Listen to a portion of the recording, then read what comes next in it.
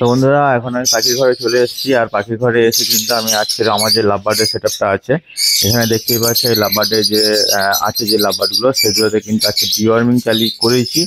এবং ডিওয়ার্মিং এ কি ওষুধ দিয়েছি সেটাই তোমাদের একবার দেখাই। দেখো, এখানে কিন্তু ডিওয়ার্মিং এর জন্য আমি মক্সিভেট প্লাস ইউজ করেছি। বেটা ফার্মের এটা মক্সিভেট প্লাস বেটা ফার্মের মেডিসিন। এতে দুটো কাজ হয়, একটা হচ্ছে কিন্তু ওয়ার্মসের কাজ হয়, মানে কৃমির কাজ হয়, প্লাস হচ্ছে মাইটসেরও কাজ হয়। ঠিক আছে, এই দুটো কিন্তু এই ওষুধের কাজ হয়।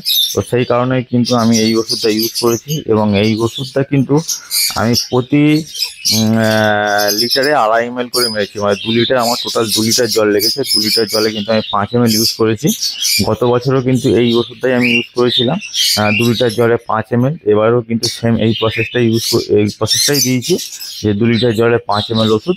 ঠিক আছে, দিয়ে কিন্তু আমি সমস্ত আমার যে লাভবার্ডগুলো আছে সবগুলোকেই কিন্তু জল দিয়েছি, ডিওয়ার্মিং করিয়ে দিয়েছি। এরপরে কিন্তু এদের ক্যালসিয়াম, ভিটামিন, প্রোবায়োটিক দেওয়া হবে, কারণ প্রায় সিজন চলে এসছে লাভবার্ডের বক্স পাতার, বাচ্চা তোলার।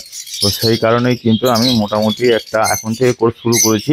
অনেকে হয়তো এর আগেও চালু করেছে, অনেকে হয়তো বক্স দিয়েও দিয়েছে। ঠিক আছে, তো কিন্তু আমি আগে দিইনি, যেহেতু একটু গরমের ওয়েদার একটু ফ্ল্যাকচুয়েশন করছিল বলে। তো সেই কারণে কিন্তু আমি লাস্টের দিকে দিচ্ছি, যাতে বাচ্চাগুলো ঠিকঠাকভাবে গ্রোথ বা বাচ্চাগুলোর হেলথ ঠিকঠাক থাকে। ঠিক আছে, তো মক্সিভেট প্লাস দিয়ে আমি কিন্তু ডিওয়ার্মিং আমি করিয়েছি। ঠিক আছে, জল অলরেডি দেওয়া হয়ে গেছে।